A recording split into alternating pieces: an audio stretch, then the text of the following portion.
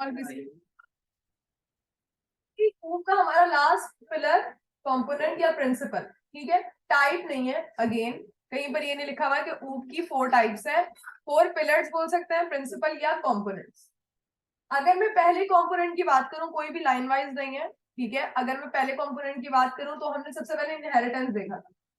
Inheritance क्यों देखा था? इनहेरिटेंस इसलिए देखा था कि आप किसी भी, अगर सिंपल में ओवरव्यू, किसी भी क्लास का काम दूसरी क्लास में एक्सेस करना चाहते हैं और इससे हमारी एक चीज लेस होगी कि मुझे उस क्लास का ऑब्जेक्ट नहीं बनाना पड़ेगा, ठीक है। तो मैंने एक ही क्लास में उसको काम कर देना, ऐसा नहीं है कि सिर्फ 2 क्लासेस का काम, बल्कि 2 से ज्यादा क्लासेस का भी काम एक क्लास में मैं एक्सेस करने को बोल सकती हूँ। और हमने एक एग्जांपल करी थी चाइल्ड और पेरेंट वाली, ठीक है, कि चाइल्ड के पास पेरेंट का तमाम डेटा जा रहा था, ठीक है, और थर्ड पर्सन कोई ग्रैंडफादर है तो उनका भी डेटा चाइल्ड के पास जा रहा था, तो ये मल्टीपल इनहेरिटेंस कहला रही थी, इसको इनहेरिटेंस का कॉन्सेप्ट कहते हैं। उसके बाद हमने पढ़ा था पॉलीमॉर्फिज्म। पॉलीमॉर्फिज्म का मतलब था मैनी फॉर्म्स। अब मैनी फॉर्म्स यहाँ पर क्या थी? पॉलीमॉर्फिज्म के अंदर भी 2 हमारे पास जो है वो चीजें थी, विच इज मेथड ओवरलोडिंग और मेथड ओवरराइडिंग। मेथड ओवरलोडिंग में क्या हो रहा था कि मैं सेम नामी फंक्शन बना रही थी, बट डिफरेंट क्या थे उसके सिग्नेचर्स या पैरामीटर्स हम बोल रहे थे। वैसे हमारे पास डेफिनेशन में सिग्नेचर है। ओवरलोडिंग मेथड बहुत ही अच्छा है कि हम मल्टीपल सेम नेम के फंक्शन बना सकते हैं, बस उसके अंदर डेटा टाइप और वेरिएबल नेम चेंज करते रहे। उसके बाद मेथड ओवरलोडिंग ये था, सॉरी ओवरराइडिंग, कि वो किसी एक भी फंक्शन को स्किप कर देता था, तो वो इतना हमारे पास काम का नहीं कहलाता था, क्योंकि भाई फंक्शन हम इसलिए बनाते हैं कि हमारे काम क्या है, लेकिन हमें कॉन्सेप्ट पता होना चाहिए। पॉलीमॉर्फिज्म के बाद हमने देखा एब्स्ट्रैक्शन। एब्स्ट्रैक्शन बहुत ही आसान है। एब्स्ट्रैक्शन के अंदर हमने ये देखा कि हम एक हिडन फंक्शन अपने प्रोग्राम में बना सकते हैं। हिडन का मतलब है उसको प्राइवेट रखना। यहाँ पर हिडन जैसा या हाइड जैसा कोई कीवर्ड नहीं है, यहाँ पर है प्राइवेट। उस चीज को प्राइवेट रख देंगे तो हम मेन में कॉल नहीं कर सकते। तो सबसे बड़ी चीज तो यही हो गई कि हम उस चीज को मेन में कॉल नहीं कर सकते, तो वो हाइड हो गई। मतलब वो मेरे आप प्रोग्राम को पता ही नहीं कि उस जैसा काम हो रहा है, चाहे आप उसमें जितना बड़ा काम कर दें। उसको प्राइवेट रखेंगे, हम मेन में कॉल नहीं कर सकते, हमारा प्रोग्राम नहीं चलेगा। अब उस पूरे फंक्शन को चलाने के लिए हमने एक सहारा लिया एक पब्लिक फंक्शन का, और हमने उस प्राइवेट फंक्शन को कॉल करवा दिया पब्लिक फंक्शन में, और फिर वो पब्लिक फंक्शन कॉल करवा दिया मेन में। ये एब्स्ट्रैक्शन थी। लेकिन याद रखिएगा डेटा मेंबर्स पब्लिक ही थे, फंक्शन प्राइवेट था। अब इनकैप्सुलेशन में हमारे पास थोड़ी सी अपोजिट चीज होती है कि हम यहाँ पर पब्लिक मेथड तो बना सकते हैं क्लास में आके, लेकिन हम रखेंगे अपने प्राइवेट डेटा मेंबर्स, यानी कि वेरिएबल्स को क्या रखेंगे? प्राइवेट। अब आपको प्राइवेट यूज करना तो आ गया होगा ना। प्राइवेट का ये मतलब कि उस चीज को आप मेन में कॉल नहीं कर सकते, लेकिन जहां और दिन चाहे कॉल कर सकते हैं। मिसाल के तौर पे किसी फंक्शन में, किसी पब्लिक फंक्शन में, किसी और क्लास के पब्लिक फंक्शन में बिल्कुल कॉल कर सकते हैं। नेम सेम होना चाहिए उस वेरिएबल का, वरना फिर कोई फायदा नहीं। अगर मैं एक फंक्शन बना रही हूँ, अगर मैं यहाँ पर लास्ट क्लास वाली फाइल खोलूं जो हमने एब्स्ट्रैक्शन करा था, अगर मैं एब्स्ट्रैक्शन वाली फाइल खोलूं तो यहाँ पर आप देख सकते हैं कि मैंने एक फंक्शन बनाया void calculate salary। ये प्राइवेट है, पता कैसे चला हम इसको? या तो इसके बराबर में यहाँ पर इससे पहले प्राइवेट लिख दें, या तो कुछ भी ना लिखें तब भी है प्राइवेट है। अब ये पूरी चीज मेन में कॉल हो ही नहीं सकती, जबकि आप देख सकते हैं कैलकुलेट सैलरी जैसी चीज मैंने मेन के मेथड में कॉल नहीं करी। तो फिर मिस ये चला कैसे? ऐसे चला, बहुत सारे बच्चों को भी याद है कि हमने ये प्राइवेट मेथड एक पब्लिक मेथड में कॉल करवा दिया।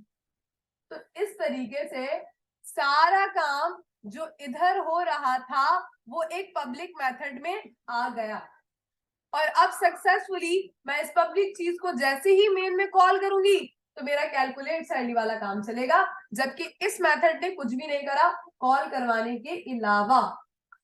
अब इनकैप्सुलेशन हमारे पास क्या है?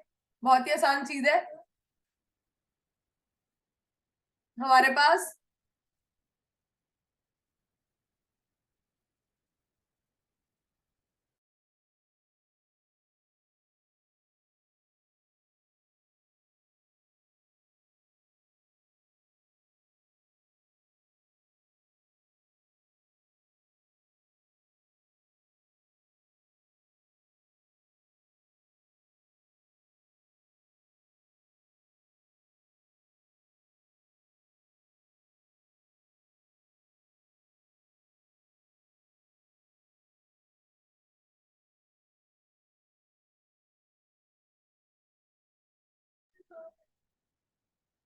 मैंने यहाँ पर आके क्लास बनाई है, ठीक है, जो कि पब्लिक क्लास है। और पब्लिक मैंने इसलिए बनाई ताकि मैं इसको कल को आके जो भी काम करूँ वो मेन में आके कॉल कर सकूं। अगर मैंने एक प्राइवेट क्लास बना दी, अच्छा प्राइवेट से याद आया, स्टैटिक क्लास भी थी, सील क्लास भी थी, अगर वो बना दी वो सब मेन में कॉल कर सकती हूँ बिल्कुल अच्छे तरीके से। उनका कॉन्सेप्ट भी यही है। प्राइवेट क्लास बनाती तो जाहिर है और लंबा कोड करने के लिए तो पब्लिक में कॉल करना पड़ेगा या इस तरह करके कुछ, ठीक है। तो अभी मैंने एक क्लास बनाई है डेटा के नाम से, ठीक है, ये मेरी क्लास है। क्लास का जस्ट कीवर्ड लगा और यहाँ पर आके मैंने एक मेंबर बनाया प्राइवेट, यानी अब जो भी मेंबर मिस बनाने जा रही है उसको मेन में कॉल करना नामुमकिन है। मैं यहाँ पर आई, मैंने बोला प्राइवेट स्ट्रिंग नेम, यानी कि अब ये जो स्ट्रिंग नेम मेरा एक वेरिएबल बन गया है कि प्राइवेट है। यहाँ पर मैं कॉल नहीं कर सकती। मिसाल के तौर पर अगर मैंने इसको कॉल करना है, चले अब जरा मैं इसको हटा देती हूँ और मैंने स्ट्रिंग नेम इस तरह कर दिया, ठीक है। और यहाँ पर आगे इसी क्लास में रहते रहते एक मेथड बना देती हूँ पब्लिक वॉइड। ये इनकैप्सुलेशन का हिस्सा नहीं है, सिर्फ हम जस्ट इस तरह कर रहे हैं। मैंने बोला पब्लिक वॉइड और यहाँ पर शो के नाम से एक मेथड बना दिया और यहाँ पर नेम इक्वल्स टू अली बोल दिया, या यहाँ पर ना भी बोले तो चलेगा, ठीक है। यहाँ पर शो कॉल करवा दूंगी तो अली कॉल हो जाएगा, ऐसे ही कंसोल डॉट राइट लाइन कर दूंगी। और अगर मैं ये यूज नहीं कर रही, यहाँ से कमेंट आउट भी कर सकते हैं, यूज नहीं कर रही तो सबसे पहले अगर मुझे मेन में आके इस नेम को कॉल करवाना है, मेन में आके, अभी तो ये हो सकता है मेन में कॉल, क्योंकि ये क्या है अभी पब्लिक, अभी पब्लिक है, लगा भी देते हैं हम पब्लिक एक्सेस मॉडिफायर, ठीक है।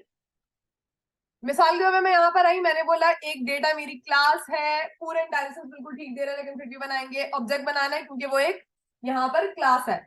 मैंने बोला O B J equals to new data round bracket, ये कंस्ट्रक्टर है मेरा, मैंने बोला ओबीजी डॉट, अब जैसे मैं डॉट बोलती हूँ तो नेम में एक्सेस बिल्कुल ऐसा ही नेम एक्सेस कर लेता है।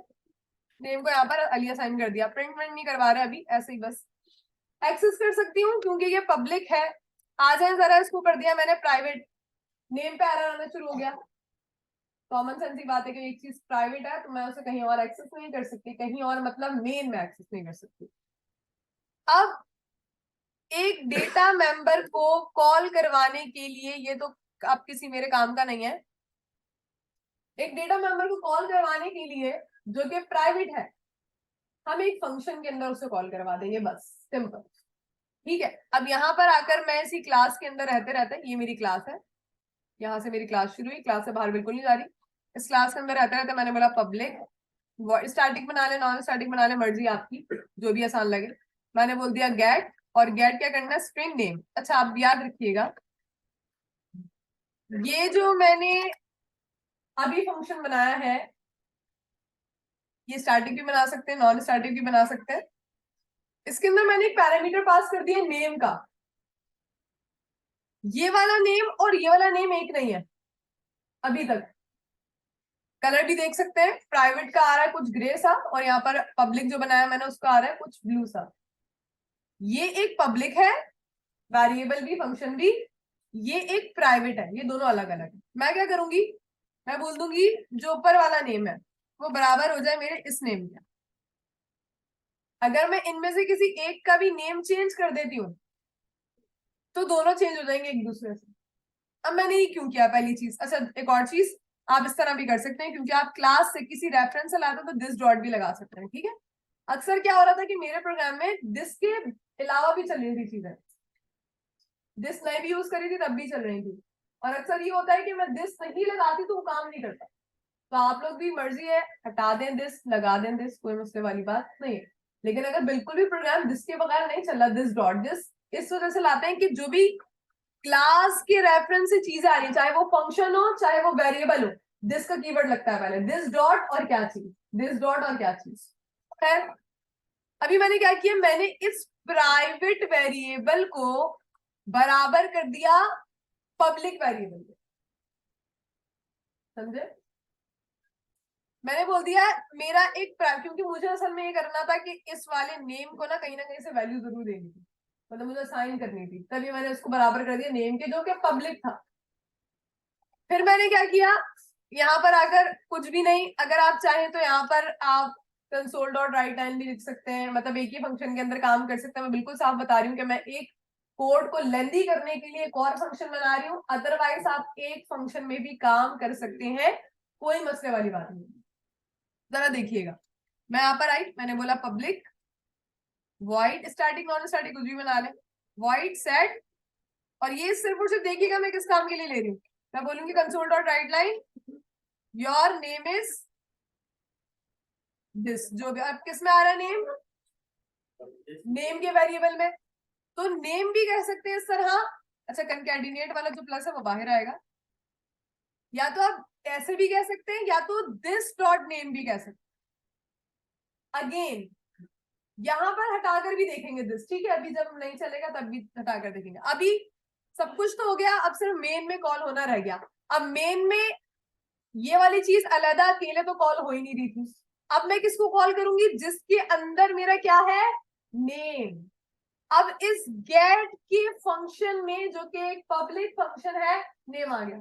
आ जाए जरा, इसी को बना देते हो, ऑब्जेक्ट तो बिल्कुल सही बना हुआ है। तो यहाँ पर आई, मैंने बोला ओबीजी डॉट, जरा देखिएगा गेट भी आ रहा है, सेट भी आ रहा है, और उसके अंदर नेम मौजूद है।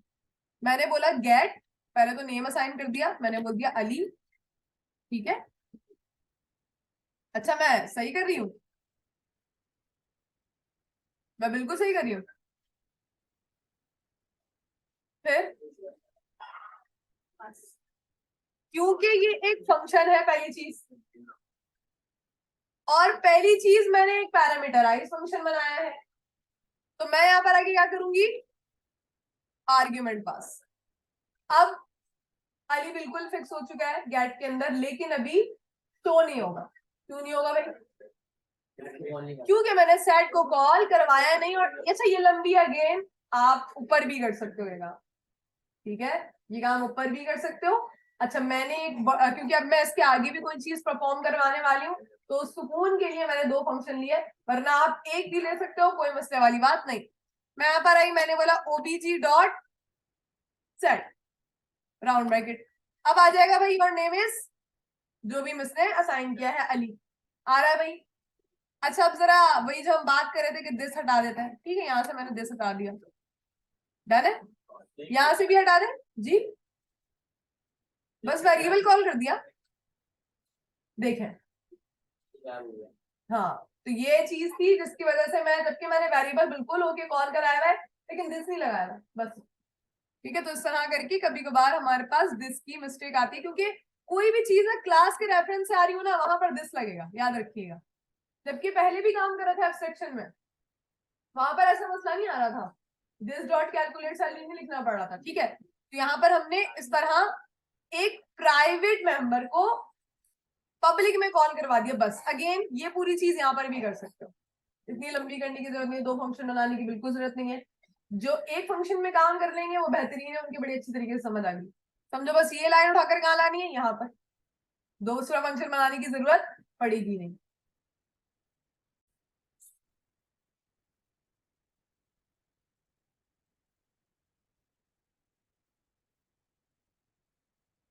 तो भाई यहाँ पर आके देखें कि हम अगर किसी भी यूजर नेम को एम्प्टी छोड़ते हैं, ठीक है, यहाँ पर आके मैंने अली लिखा हुआ था, यहाँ पर आके एम्प्टी छोड़ दिया, फिर भी मेरा रिजल्ट क्या आ रहा है, एम्प्टी आ रहा है, वो कोटेशंस को लेकर जा रहा है। तो मैं ये चाह रही हूँ कि मैं एक छोटी सी वैलिडेशन लगा दूं, ये चीज आप किसी भी चीज पे लगा सकते हैं, लेकिन किसी स्ट्रिंग चीज पे लगा सकते हैं। ये अभी मैं एज के लिए बात नहीं कर रही, या किसी न्यूमेरिक चीज के लिए बात नहीं कर रही हूँ, जैसे मिसाल के सैलरी वगैरह, क्यों, क्योंकि उसके अंदर स्ट्रिंग आ रहा है, ठीक है। अगर मुझे एज की वैलिडेशन लगानी होगी तो वो दूसरी है, ये सिर्फ स्ट्रिंग चीजों की है, मिसाल के तौर पर name, father name, class, subject, इस तरह की चीज है। यहां पर मैं आती हूँ, आप सबसे पहले लाइन बाय लाइन कोड पढ़ते हैं। सबसे पहले एक वेरिएबल पास हो रहा है, तो यहीं पर आके मैंने कंडीशन लगा देनी है अगर, सही है, मैंने बोला अगर जो मेरा स्ट्रिंग, अब देखो बिल्कुल ठीक इंटेलिजेंस दे रहा है, स्ट्रिंग मतलब जाहिर है नेम को मैंने क्या डेटा टाइप दी हुई है, स्ट्रिंग।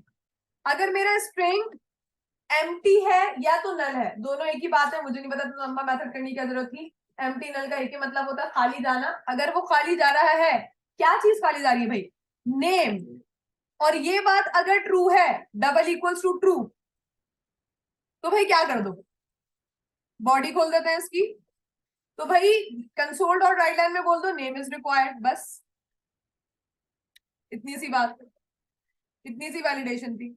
और अगर आपको बहुत ज्यादा ही अच्छा करना है अपने प्रोग्राम को, तो यहाँ पर कुछ भी आप लाइन सितारे वगैरह कुछ भी लगा सकते हैं, ठीक है। एल्स अगर अली जा रहा हो, अली स्ट्रिंग बिल्कुल सही जा रहा हो, यूजर बिल्कुल सही नेम दे रहा हो, तो क्या करो एल्स में, एल्स में भाई ये वाली चीज आप ऊपर ले आए, डन, बस। और मैं इसमें चेंजेस भी करूंगी, लेकिन इसको अभी अब चलाते हैं। अभी स्टिल मेरा जो यहाँ पर चीज है वो क्या जा रहा है, नल जा रहा है। तो देखते हैं नेम इज रिक्वायर्ड मेरे पास आता ही नहीं आता। तो यहाँ पर देखिए नेम इज रिक्वायर्ड आ रहा है, लेकिन नीचे देखें योर नेम इज भी लिखा हुआ आ रहा है, ये अच्छी चीज नहीं लगी, तो इसको स्विप करता है। मैंने क्या किया, क्योंकि पता है क्या हो रहा है, लाइन बाय लाइन कोड चलता है हमारा, जावास्क्रिप्ट से ये बात पढ़ते आ रहे हैं। ये पूरा हो गया, योर नेम इज रिक्वायर्ड आ गया, वो नीचे चला गया। दूसरा फंक्शन भी तो हमने एक बला की तरह बनाया हुआ है, कुछ भी नहीं करना। यहां पर आओ, इस चीज को इस चीज से स्विप कर दो, बस। यहां पर आए कंट्रोल एक्स, कंट्रोल वी, और ये वाली जो चीज है मैं इधर ले आई। अब लाइन बाय लाइन कोड चलेगा हमारा। अब मैं चलाती हूँ, क्योंकि देखो इफ करेक्ट हो जाएगा एल्स चलेगा ही नहीं, और ये वाली चीज भी नहीं मिलेगी उसे। यहां पर आई मैं, अब सिर्फ क्या बोल रहा है, नेम इज रिक्वायर्ड, क्योंकि एल्स वाली चीज तो मीट ही नहीं कर रही ना। पहले फंक्शन के बाहर चला गया था, और वो चीज फंक्शन के बाद जो भी चीज प्रिंट करवाएंगे वो तो होगी लास्ट में। नेम इज रिक्वायर्ड आ रहा है। अब मिसाल के तौर पर यहाँ पर मैं अली डाल देती हूँ, तो ये देखिए योर नेम इज, ओहो अली नहीं आ रहा, क्यों भाई दिस नहीं लगाया हुआ क्या, बिल्कुल लगाया हुआ है। दिस हटाते हैं यहाँ से, और फिर देखते हैं। देखिए ये चीज तो मेरे साथ मल्टीपल टाइम हो चुकी है, डन है। पहले क्लास के रेफरेंस आ रहा था, अब नहीं आ रहा है क्लास के रेफरेंस।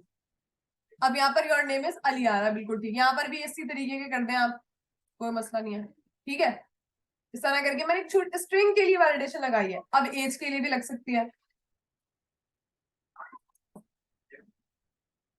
भी वेरिएबल्स को मुझे वैलिडेशन लगानी है, सबसे पहले तो मैंने एक प्राइवेट वेरिएबल ले लिया, ठीक है, लेकिन आईडी नहीं, मैंने बोला एज देनी है, ठीक है। इंटीजर उसकी क्या हो जाएगी, डेटा टाइप। अब उसके बाद पैरामीटर में पास कर दिया, मैंने बोला इंटीजर एज। अब उसके बाद जाहिर है आर्ग्यूमेंट में मुझे यहाँ पर एरर देता रहेगा, देने दो। उसके बाद यहाँ पर आकर पहले नेम की तो लग गई, अब इफ के अंदर ही 3-4 वैलिडेशन लगानी हो तो एलसिफ यूज कर लो। इफ के बाद आई, मैंने एलसिफ बोला, मैंने बोला अगर मेरी एज छोटी है 17 से, ठीक है, तो क्या हो भाई, क्या होने पर कंसोल डॉट राइट लाइन में क्या लिखवा दूंगी, age must be greater than 17, सही है। उसके बाद खत्म हो गई कहानी, ये मेरी क्या लग गई, एज पे लग गई। लेकिन नीचे यहाँ पर मुझे this age equals to age देना पड़ेगा, तो इसी को आप कॉपी करें, पेस्ट कर दें, एज इक्वल्स टू एज, बस। अब उसके बाद यहाँ पे पैरामीटर में पास कर दो। मिसाल के तौर पर यहाँ पे पैरामीटर में मैंने पास किया 7, और यहाँ पर मैंने नेम पास कर दिया नल। अब दोनों चीजें गलत है ना, मेरा एज कंप्लीट है क्योंकि एज लेस देन 17 है, एज भी गलत है और नेम भी गलत है। लेकिन जब मैं चलाती हूं तो देखिएगा क्या हो, सबसे पहले मुझे क्या बोल रहा है, पहली वैलिडेशन के नेम इज रिक्वायर्ड। मैंने बोला अच्छा, मैंने यहाँ पर दे दिया नेम, लेकिन मेरी एज तो सही नहीं है, एज 17 से छोटी है। दूसरा error, age must be greater than 17। तो एलसीएम लगाकर ये चीज मैंने यूज करी है, मिसाल के तौर पे मैं 27 दे देती हूँ। तो अब देखें मेरे पास दोनों रिजल्ट आ रहे, नहीं your name is Ali Khan, तो हमने कंसोल डॉट राइट लाइन में एज नहीं लिखी है, इसी को कॉपी कर देते हैं, इसी को पेस्ट कर देते हैं। यहाँ पर क्या आ जाएगा मेरे पास, एज, खत्म हो गई बात, ठीक है। और यहाँ पर आप ये कुछ भी कर सकते हैं मल्टीपल टाइम्स। तो हमारे पास your name is Ali, your age is 27 आ रहा है। एलसीएम यूज करनी है, जितने भी वेरिएबल्स यूज करने हैं आपने, आप यूज कर सकते हैं।